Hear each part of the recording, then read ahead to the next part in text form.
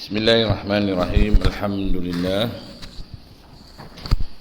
Alhamdulillahilladzi nahmaduhu wa nasta'inuhu wa nastahdihi wa nastaghfiruh wa na'udzu billahi min syururi anfusina wa min sayyiati a'malina. Man yahdihillahu fala mudhillalah wa man yudlilhu fala hadiyalah. Wassalatu wassalamu ala rasulil amin, Imam al-mursalin wa qaidil mujahidin, habibina wa syafi'ina wa zukhrina wa maulana Muhammadin al-fatih lima ughliqa wa ala alihi wa ashabihi wa man da'a bida'watihi ila yaumiddin.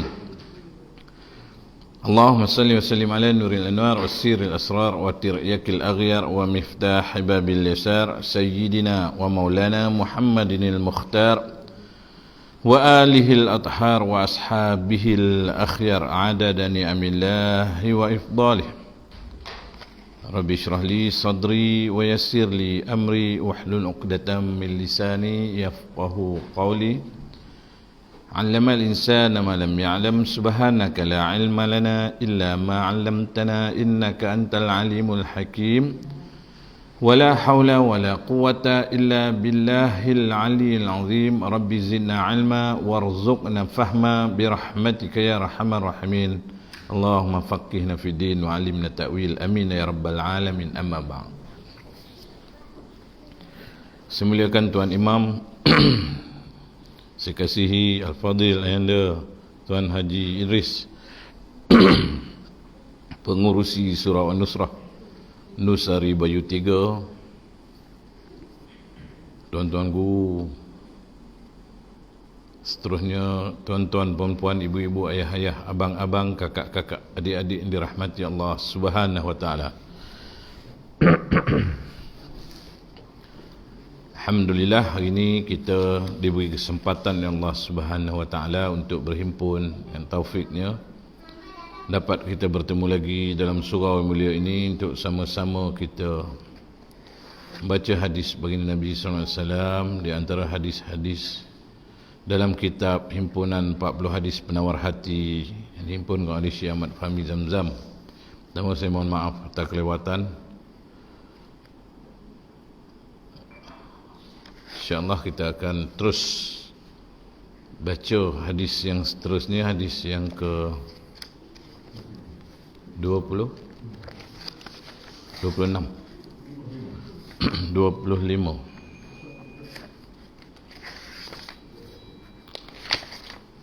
Baik, kita buka yang ada kitab, buka muka surat 71, hadis yang ke-25.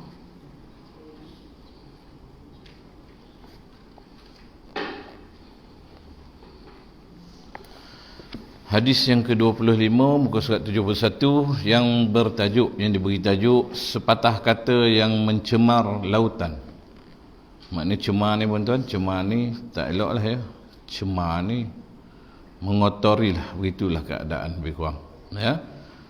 Nah ni tajuk dia. Tajuk ni diberi oleh penyusun lah kitab ini ya, berdasarkan kepada matan hadis. Jadi diberilah tajuk sepatah kata yang mencemar lautan.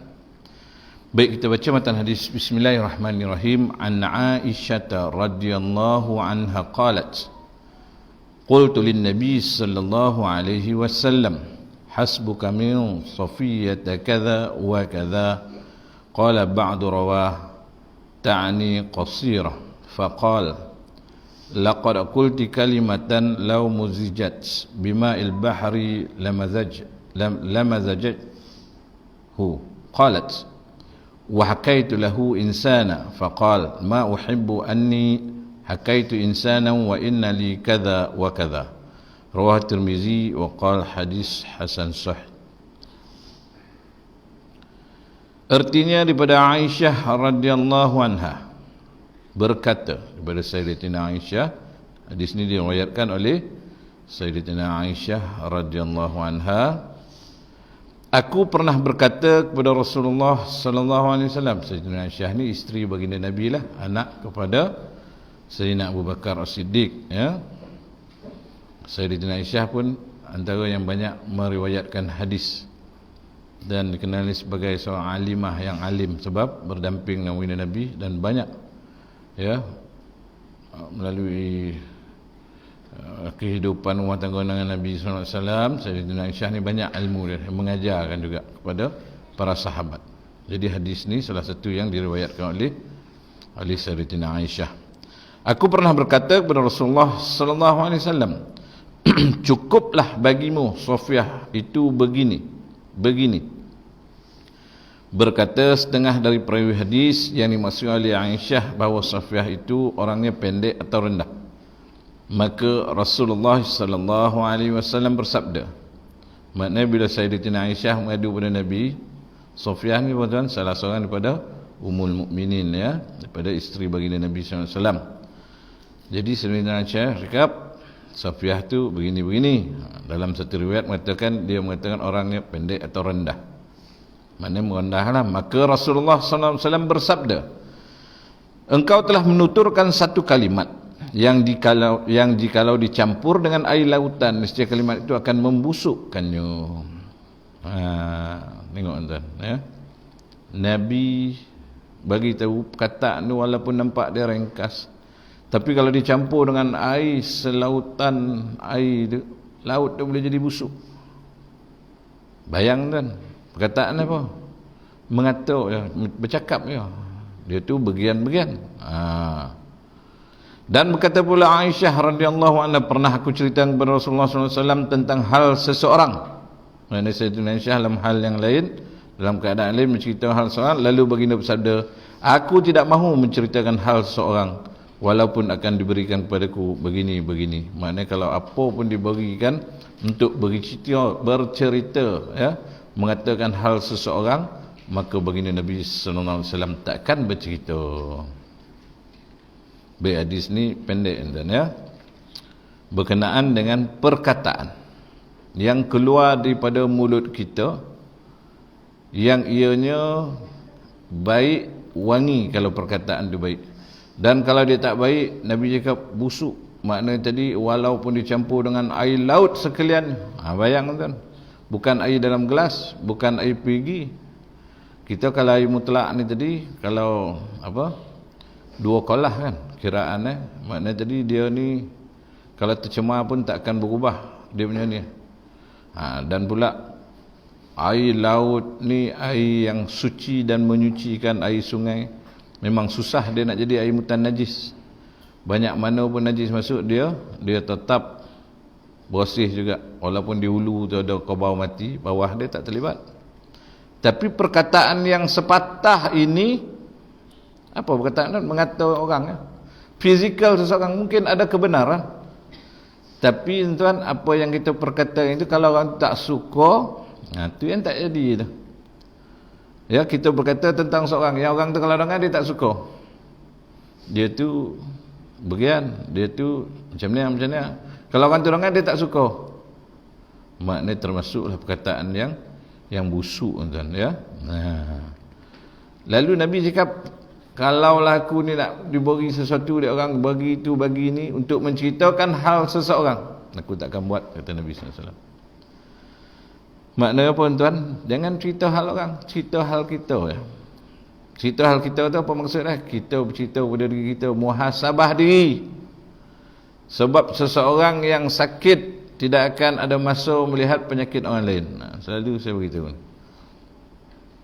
orang yang sakit dia tak ada masa nak fikir dia ni sakit apa, ke hospital dia semua mengenang nasib sendiri, apalah sakit, elok ke tak elok ni, dia risau. Begitulah orang yang merasa berdosa, dia tak sampai nak cek dosa orang, apalagi menambahkan dosa dia lagi, dia takut. Dosa yang sedia ada dah banyak, nak ditambah pula lagi, melibatkan diri dengan gosip, melibatkan diri dengan fitnah, menyokong orang yang buat fitnah, menyokong orang yang berkata-kata buruk. Kita tu kan sokong thumb up WhatsApp group, elok tu. Kawan dia tengok thumb up, kalau meh pula dia punya jempol orang Jawa kat jempol kan. Dia semangat lagi nak mengutuk tu. Jangan kan, apa hal kita nak mengutuk?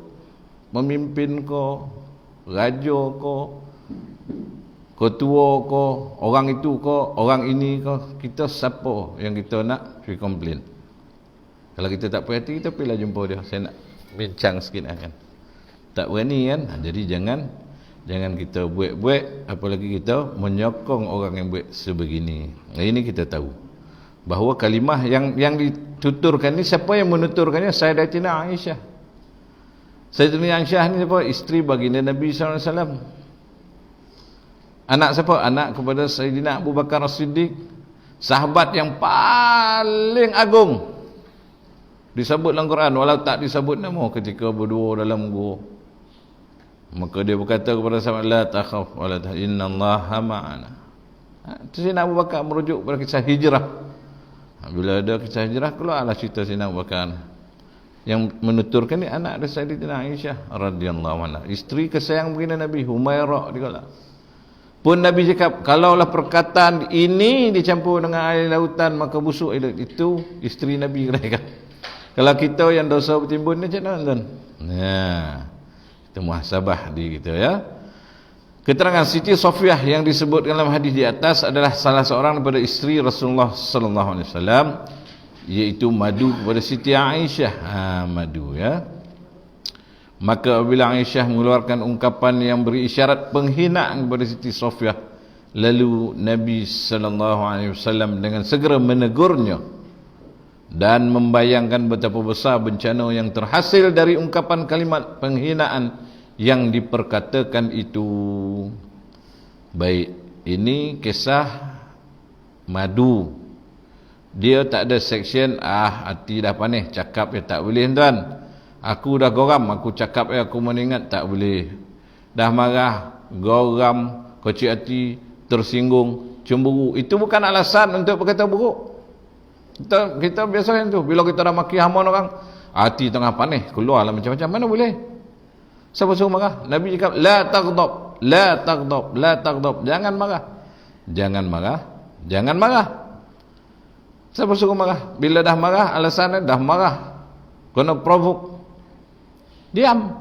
Nabi cakap, orang yang beriman kepada Allah dan hari akhirat, dia akan berkata yang baik-baik atau yasmut, diam. Jawab pun tak guna. Jawab pun dosa. Orang yang memaki kita tu, dia dah satu dalam keadaan berdosa, dia pun hilang akal. Kita jawab, kita pun sama hilang akal. Jadi semua orang dah hilang akal, siapa yang ada akal? Dia tak ada alasan dan ya. Jadi, tapi kalau kita nak minta maaf, bolehlah kita jadikan alasan. Mana kita dah habis marah kita pergi minta maaf cepat-cepat. Saudara, saya minta maaf lah tadi, saya tadi tengah marah. Saya ni kalau marah tak tahu dah. Bolehlah kita buat alasan. Orang tu pun berkat, siapa suruh marah. Tapi bila kita minta maaf, orang tu lembut hati balik. Walaupun dia dah terluka, sebab kata-kata yang dah terkeluar tu milik orang. Sebab orang dulu cakap, nak cakap ngangur mulut tu. Boleh cakap tak? Tak boleh. Perkataan ni boleh menimbulkan kemarahan pada dia. Apa nama orang dulu tuan-tuan? Orang dulu kalau ayah dia nama tu, dia takkan panggil nama orang tu, nama tu dah. Macam saya lah, ayah saya nama Zakaria kan. Adalah satu kawan saya nama Zakaria. Kalau orang dulu dia tak panggil ya, dia tak panggil sebab nama ayah.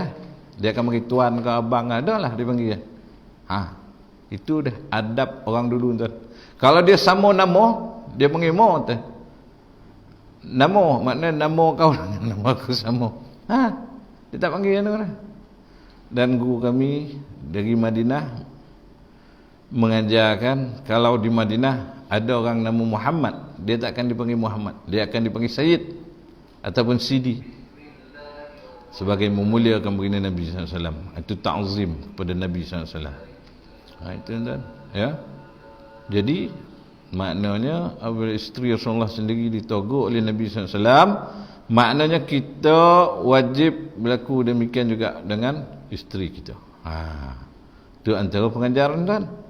Maknanya bila ada perkataan yang salah, terus tegur. Isteri yang tak mengikut syariat, yang engkar kepada perintah Allah Ta'ala, engkar kepada perintah Nabi, dipanggil isteri yang nusyus, derhaka pada Allah, derhaka pada suami, tak masuk syurga, masuk neraka. Suami yang tidak membetulkan isterinya, takut kalau kena marah dan sebagainya, dia jadi dayus ya.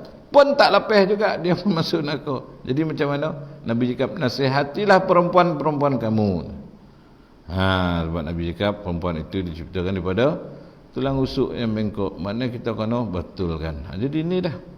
Apabila ada isteri Nabi SAW yang berkata yang tak sepatutnya, maka Nabi terus tegur. Baik. Nabi segera menegurnya dan membayangkan betapa besar bencana yang terhasil dari ungkapan kalimat penghinaan yang diperkatakan itu. Nah ini dan tuan ya. Maknanya tadi kita beribadah pada Allah SWT, cantik ibadah kita. Sembahyang kita terjaga, kita punya solat nafilah kita terjaga, puasa kita terjaga, iktikaf majlis semua kita jaga. Hubungan kita sama manusia out. Ya, mak ayah kita lupa nak doakan, adik-beradik kita tak sesuai, jiran tetangga kita bermusuhan, kan, sahabat taulan kita sakiti mereka. Lepas ke tak lepas tuan? Tak lepas. Ya. Nabi dia ni satu orang perempuan ni malam dia sembahyang, siang puasa semua, tapi dia menyakiti jiran. Nabi tu jawab, tempatnya dalam neraka. Kita ni tuan mengharap syurga ni, harap tak? Harap. Tapi kita mengharap rahmat Allah. Sebab Allah merahmati kita, insya-Allah masuklah kita syurga. Tapi kalau kita jauh pada rahmat Allah, tak baik kita masuk syurga dah. Sebab syurga itu balasan nikmat kepada orang yang mendapat rahmat. Kalau kita dapat kemurkaan Allah, ke mana kita nak pergi? Dia tak ada tergantung. Dia ni simpan ke lokap sini, lepas tu tak, dia neraka syurga. Orang yang mukallaf macam kita ni, neraka syurga, syurga neraka. Jadi beribadah kerana syurga? Bukan. Kita beribadah kerana Allah, tapi mengharapkan syurga.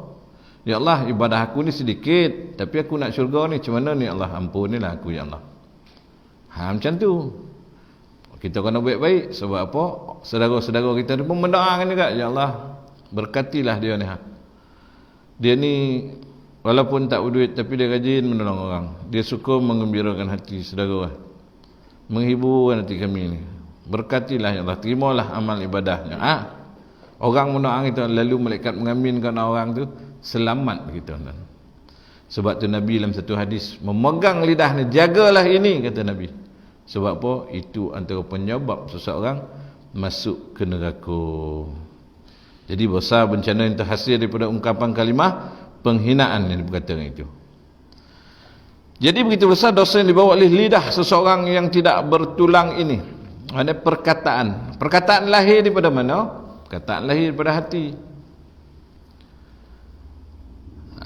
Nabi cakap, ala inna fil jasadi mudghah, iza saluhat saluhal jasadu kulluh, wa iza fasadat fasadal jasadu kulluh, ala wahyal qalb. Ketahuilah bahawa dalam tubuh badan seorang itu ada seketul darah. Kalau baik ianya, baiklah seluruh anggota badan itu, dan kalau ianya rosak, maka rosaklah seluruh anggota badan. Kalau hatinya baik tuan, penglihatannya baik, cara dia mandang orang dengan penuh kasih sayang. Mulut dia baik, akan mengeluarkan perkataan-perkataan yang baik. Tangannya baik, siasa menghulurkan bantuan dan digunakan untuk kebajikan. Kakinya baik, melangkah dengan teratur, tidak sombong. Maknanya tadi dia ni orang yang sentiasa kebaikan lahir daripada hatinya yang baik. Jadi ungkapan dia tu, mulut macam tu hati dia baik. Sesuai ke tak sesuai kalau kita tengok hadis ni? Tak betul lah. Kalau hati dia baik, mulut dia mesti baik. Sebab bahasa isyarat tubuh ni tuan dapat dikenali bukan daripada perkataan sahaja, daripada lirikan mata kita tahu orang suka tak suka, daripada memek muka dia kita tahu dia selesa ke tidak, daripada cara dia berjalan. Kan anak kita bila kita suruh, dia tak nak dihentak ke dong dong dong dong, dia malas lah tu, dia memberontak, kita tahu oh lawan kan. Tangan pun begitu juga. Segala-galanya lah adalah isyarat tubuh tu lahir daripada dalam. Maka mustahil lah hati yang tenang boleh melahirkan tubuh gerak-geri yang huara, tak mungkin. Dan mustahil lah hati yang huara dapat melahirkan gerak-geri yang tenang, tak mungkin. Ada orang cakap senyum kambing, maksud apa tuan? Senyum dia separuh-separuh. Separuh ikhlas, separuh tak ikhlas. Pasal apa? Pasal dia terluka. Ya, lukanya di dalam, lahirnya di luar. Darah ke dalam. Jadi kita tengok dia, kita tahu. Macam kita pergilah ziarah kawan kita yang sakit. Dia tengah bersedih. Kalau kita buat cerita pun dia senyum, tapi senyum dia tu senyum hambar nama.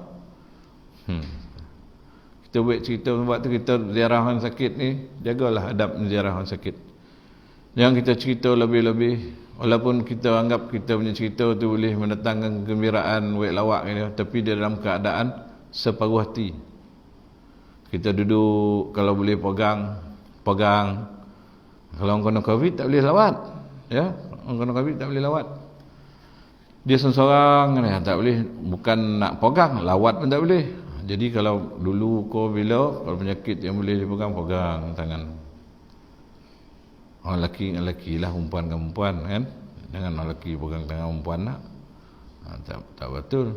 Jadi buat dia bertenang, ajak dia berzikir. Dia tahu nak zikir tu, tapi ingatkan juga banyak nak zikir, selawat. Ada juga orang yang tak suka nak buat tu, tahu tu kan. Tapi apa yang kita nak pesan, itulah kita pesankan, ya. Nah, jadi begitu besar dosa yang dibawa oleh lidah yang tidak bertulang ini, hanya dengan satu kalimat yang mudah sekali diucapkan, tiba-tiba kalimat tersebut telah mampu mencemar lautan luas yang tidak bertepi. Satu kalimat, tuan-tuan. Satu ya. Ya, kalau dalam hadis ni satu ya. Dia tu rendah. Satu ya. Apalagi kalau banyak. Ya, kita maki hamun, kita ungkit segala-gala, kita cemuh keturunan. Mana nak letak, tuan-tuan? Tak ada tempat yang nak diletakkan. Terkadang kita terlalu senang menghitung dan menyebutkan keaiban orang lain, senang mengumpat dan mudah menghina, kerana kita terlupa dengan dosa besar yang dibawa oleh lidah. Tapi apabila kita mau berfikir dan merenung sejenak kepada bencana yang diakibatkan oleh lidah, barulah lidah kita terasa tersentak daripada menuturkan perkataan yang keji dan terkutuk itu. Satu perkara, tuan-tuan, saya mengingatkan di sini yang kita semua, orang yang dah meninggal dunia, bila kita menceritakan keburukan dia, ni apa kisah, tuan? Termasuklah menceritakan keaiban orang. Sebab dia tu satu entiti, dia ada nama, dia ada keturunan, dia ada mak ayah, dia pernah hidup, walaupun nyawa dia dah tak ada, walaupun dia dah mati, kubur dia tetap ada, dia meninggalkan tanda. Jadi bila kita berkata-kata sesuatu kepada dia, macam mana nak minta maaf dia, sedangkan dia dah meninggal? Ini satu masalah, tuan ya. Kita kena ingat. Mungkin kita kena minta maaf dia. Ada satu kisah, tuan ya. Saya dah lupa zaman Imam Malik ke, zaman Imam Abu Hanifah. Satu orang perempuan memandikan mayat. Dia cakap mayat tu buat jahat, orang perempuan. Tiba-tiba tangan dia melekat dekat mayat, tuan. Melekat tangan, tak boleh nak cabut. Panggil orang, macam mana nak buat ni, tak boleh. Lalu dipanggil imam ni. Kata imam ni, sabatlah 80 kali kan? Kerana dia telah melakukan qadhaf, menuduh orang berzina. Ratan 80 kali, pum 80 tu kita cabut.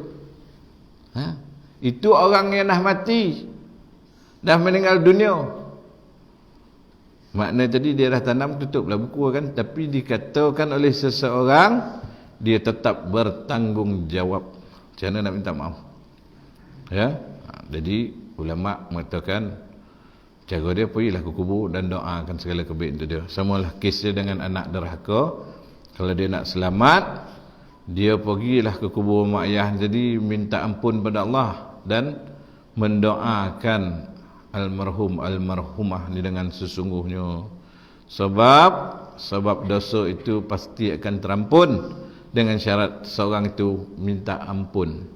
Orang yang mati yang diazab ialah orang yang mati dalam keadaan berdosa, dalam keadaan dia mensyirikkan Allah Subhanahu Wa Taala, dalam keadaan dia melakukan kefasikan, dia tidak bertaubat, tak mohon ampun, mati dia kena seksa. Tapi orang yang sempat minta ampun, maka Allah Ta'ala ampunkan dosa dia, insya-Allah dia selamat. Nabi SAW pada hayat baginda pernah menyolatkan jenazah satu orang penzina perempuan. Lalu Sayyidina Umar cakap, ya Rasulullah, dia tu berzina. Maka apa, dah lepaskan hukum rejam lah.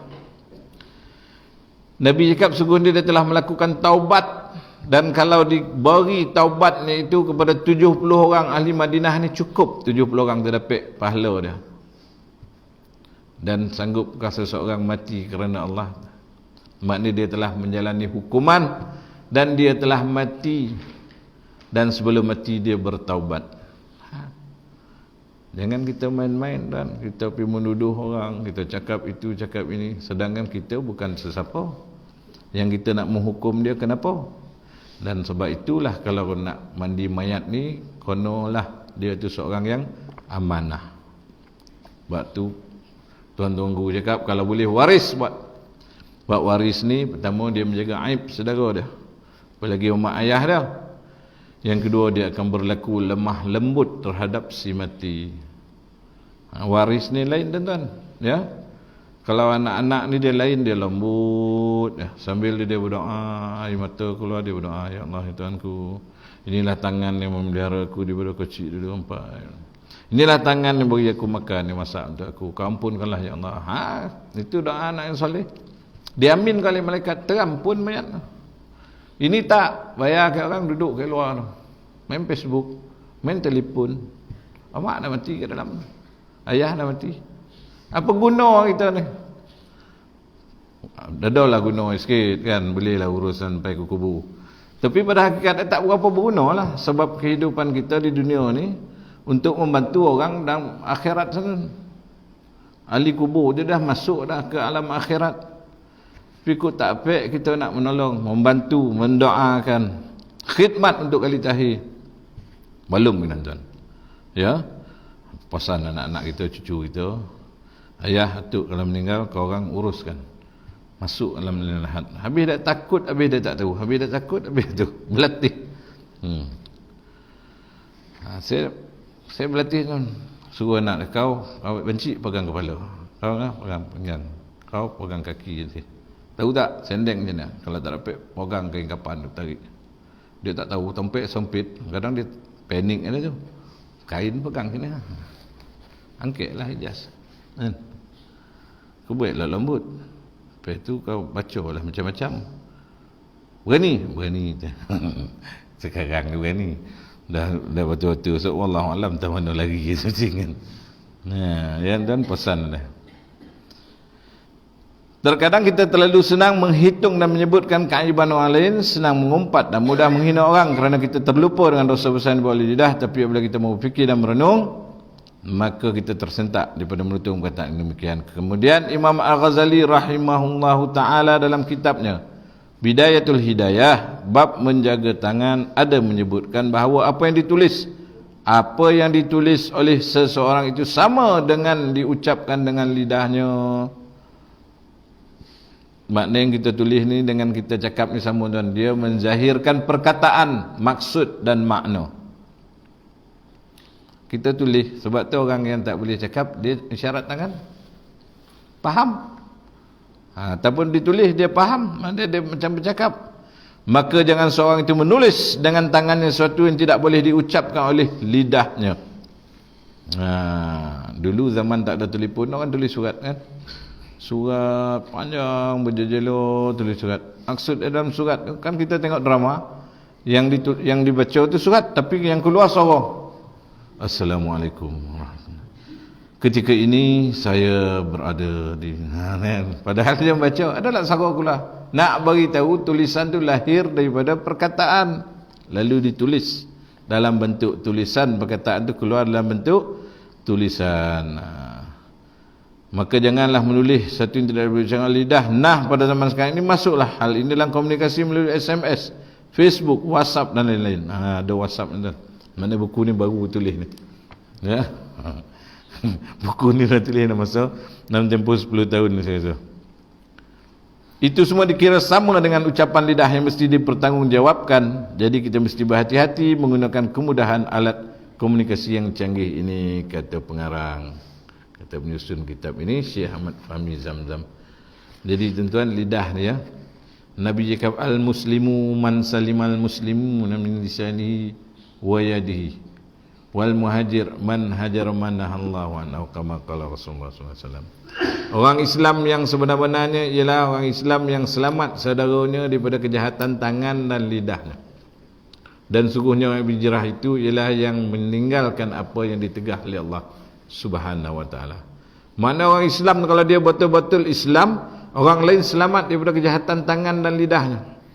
Maknanya mulut dia tak mengganggu orang, tangan dia tak mengganggu orang. Mana antara dua ni ada yang mengganggu orang, maka belum sempurna Islamnya. Kan takut kita kan. Bila nampak dia tu kan yang main tu, dia tu sekali dia bagi macam bisinggan kan, habis kita orang ni. Maknanya kena tengok tu, kenapa jadi begitu? Dia tu mulut yang tu hati baik. Ya kan Nabi cakap kalau dia rusak semua, kalau dia baik semua. Macam mana nak cakap hati baik, mulut tak baik? Tak mungkin. Ya. Jadi kita hindarkan dari berlaku demikian. Ataupun tangan dia tu suka buang sampah dekat depan mahjiran, dia tu suka ni. Tak selamat juga orang daripada tangan dia. Maka kalau orang Islam yang sebenar tu, saudara dia selamat daripada kejahatan tangan dan lidahnya. Wallahu alam. Cukup sekadar itu selesai tuan ya. Kita dah sampai kepada hadis yang ke 25. Ada rezeki insya-Allah kita sambung hadis yang ke-26, kenapa hati menjadi keras. Baik, adakah apa-apa yang nak ditambah, diperbetulkan atau yang kurang jelas? Kalau boleh jelas saya jelaskan insya-Allah. Tapi ni ringkas kan, pasal mulut. Kerana pulut santan binasa, kerana mulut badan binasa. Jadi macam mana tak boleh nak cakap dah? Tak boleh. Nabi cakap orang yang meninggalkan jidal itu, aku menjanjikan satu mahligai bagi dalam syurga. Walaupun dia boleh menang dalam perdebatan tu, ditinggalkan dia, tak naklah berlawan. Diam lah. Itu lebih baik. Kenapa kita nak berlawan? Sebab syaitan suruh kita berlawan. Syaitan itu sentiasa nak menimbulkan kemarahan dan permusuhan di antara manusia. Lawannya, jawabnya. Kita dah ada landasan agama, kita dah ada apa yang kita punya pedoman, maka kita ambil tindakan diam. Bila kita diam, dia pun diam, dia pun selamat, kita pun selamat, insya-Allah. Jadi kalau tak ada apa, kita berhenti setakat itu dululah ya. Sekali lagi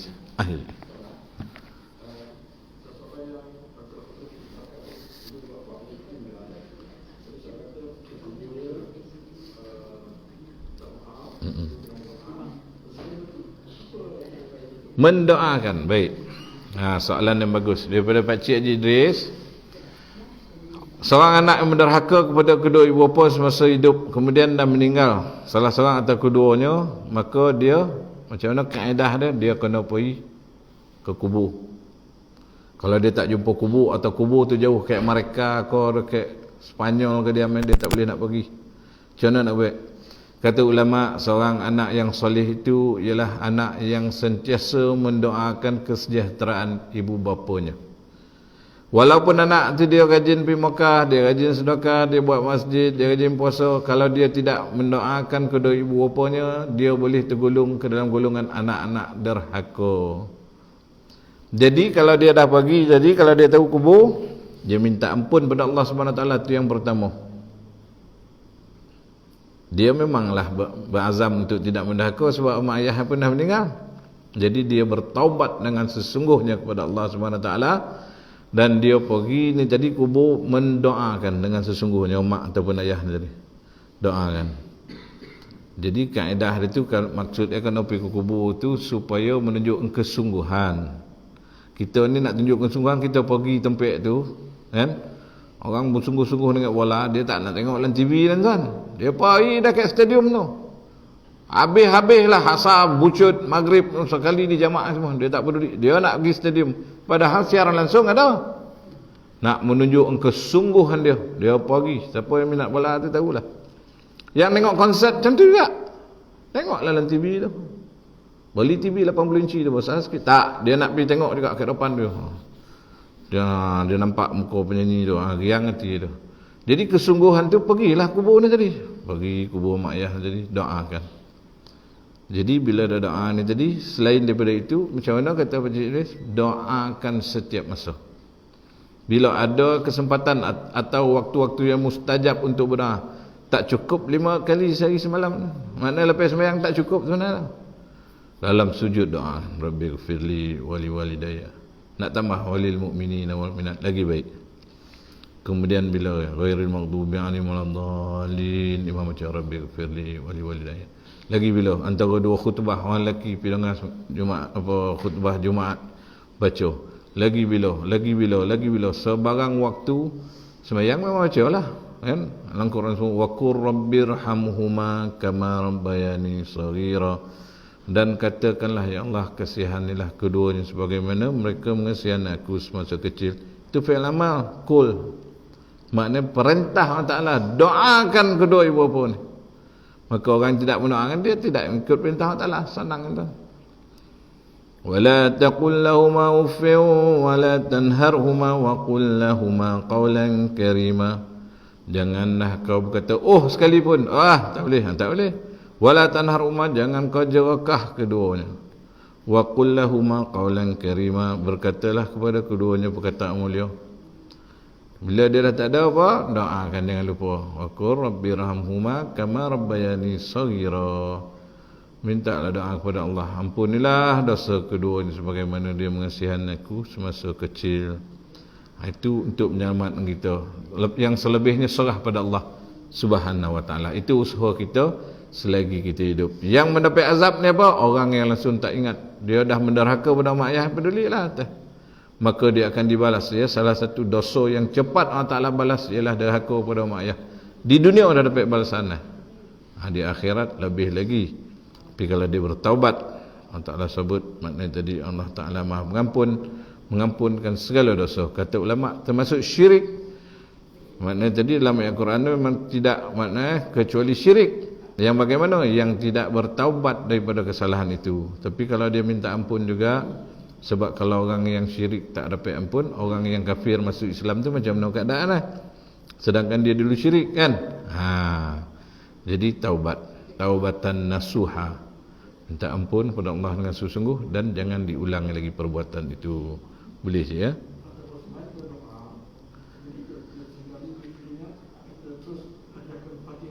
Lebih baik diberilah sesuatu yang bermanfaat untuk si mati. Doa itu zikir, ayat Quran itu zikir. Zikir ni apa? Ingatan kita pada Allah. Yang senang lah ya, zikir itu ialah ingatan kita pada Allah. Sembahyang zikir, majlis ilmu itu zikir, selawat itu pun termasuk zikir, sedekah itu pun zikir, i'tikaf itu pun zikir. Zikir itu ialah ingatan kepada Allah. Dan kesemua kita buat dalam dunia ni sebenarnya zikir, sebab kita ingat pada Allah, termasuk kita bekerja. Sebab tu nak dapat pahala dalam setiap amalan kita ni lillahi ta'ala. Ya Allah, aku buat ni kerana Engkau ya Allah. Aku masak ni kerana Engkau ya Allah. Aku berjalan ni kerana Engkau Allah. Aku hidup ni kerana Engkau. Aku tidur ni pun kerana Engkau Allah. Dapatlah pahala. Jadi itu namanya bonus. Jadi orang yang ingat, dia akan ingat. Bila dia bekerja, bismillahirrahmanirrahim, aku bekerja kerana-Mu ya Allah. Masuk masjid, niat i'tikaf kerana Allah Subhanahu wa taala. Jangan buat tak tahu. Itu Allah Ta'ala Maha mengetahui. Allah Ta'ala memang Maha mengetahui. Kita yang ramai buat tak tahu, buat lupa. Jadi niat ya. Niat baca.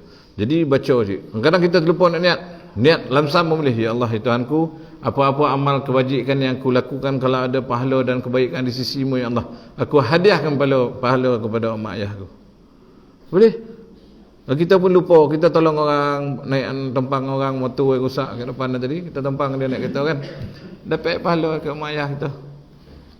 Ada motor merah nampak kat depan, aku tak kena lari kan. Tu ujian jalan naik bukit dah tu. Ya, macam tu tuan-tuan. Boleh cik kita nak menghadiahkan pahala. Ada orang tanya kekah apa kurban wajib atas orang hidup. Ya, sunat muakkad atas orang yang hidup. Tapi nak dihadiahkan pahala boleh. Ni korban saya hadiahkan pahala untuk almarhum ayah. Boleh.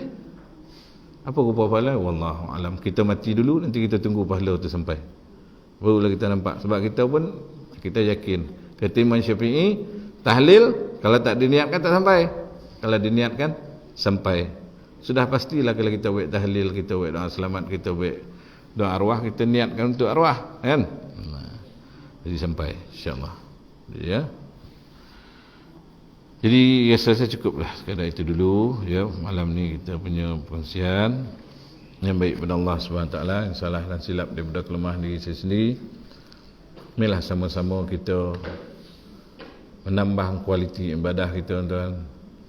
Menerapkan keikhlasan dalam hati, bersabar di atas segala yang berlaku dalam hidup. Walaupun ungkapan tu mudah, melakukannya payah, tapi kita mujahadah, mudah-mudahan dapat kita kemanisan amal. Sebab orang yang beramal, tuan, dia tak akan terzahir dia punya keadaan tu selagi dia tak diuji. Dia cakap dia sabar, tiba kena ujian dia yang paling mengamuk. Tak betul lah tu. Cakap tak betul, tak seiring dengan perbuatan. Jadi bila kita bercakap, pasti kita ada uji. Kita nak buat ni, datang ujian yang tu. Macam mana kita mengatasinya? Selalu kena kat orang, kena pula kat kita. Dapat ke kita sabar? Kita suruh orang sabar, kita sendiri tak sabar. Itu yang tak boleh, kan? Sebab tu puasa, tundukkan nafsu. Cakap ya, kita sendiri nafsu kita mengamuk, ya kan? Tak boleh nak dikawal. Nafsu tak boleh buang, dia boleh dijinakkan saja. Wallahu alam. InsyaAllah ada rezeki dalam pertemuan datang. Sebelum tu sampailah kalau saya nak ucap selamat tahun baru. Ya. Hari ni berbulan 4 bulan, kan? Selamat tahun baru, bukan tahun selamat, kita lah selamat, kan? Sempena tahun baru kita minta keselamatan, al-afiyah, ya, kesejahteraan bagi kita semua daripada bala bencana, penyakit apa semua kita minta jauhan. Kita jaga, kita usaha, kita doa, kita ikutlah apa yang sepatutnya, ya. Minta dijauhkanlah. Kalau tak dapat juga terpaksa hadap macam mana, kita redha, kita berdoa. Itulah dah ujian demi ujian, kita minta dijauhkan ujian yang kita tak mampu nak tanggung. Ya, kadang-kadang kita memang ada keadaan kita tak mampu, kita minta Allah Ta'ala jauh dari kita. Tapi apa yang Allah Ta'ala bagi itu sudah pastilah seorang tu mampu untuk menghadapinya. Wallahu alam. Kita tutup dengan doa. Auzubillahi minasyaitonir rajim. Bismillahirrahmanirrahim. Alhamdulillahirabbil alamin wa bihi nasta'in wassalatu wassalamu ala rasulil amin wa ala alihi wa sahbihi rasulillahi ajmain. Allahumma rabbana ighfir lana dhunubana wa liwalidayna warhamhuma kama rabbayana shighara. ولجميع المسلمين والمسلمات المؤمنين والمؤمنات الأحياء منهم والأموات برحمتك يا أرحم الراحمين. اللهم لا مانع لما أعطيت ولا معطي لما منعت ولا رد لما قضيت ولا ينفع ذا الجد منك الجد. اللهم أعنا على ذكرك وشكرك وحسن عبادتك. ربنا آتنا من لدنك رحمة وهيئ لنا من أمرنا رشدا. ربنا آتنا في الدنيا حسنة وفي الآخرة حسنة وقنا عذاب النار وقنا عذاب النار وقنا عذاب النار. وصلى الله على سيدنا ومولانا محمد النبي الأمي وعلى آله وصحبه وبارك وسلم. سبحان ربك رب العزة عما يصفون وسلام على المرسلين والحمد لله رب العالمين. تقبل الله منكم. السلام عليكم ورحمة الله وبركاته.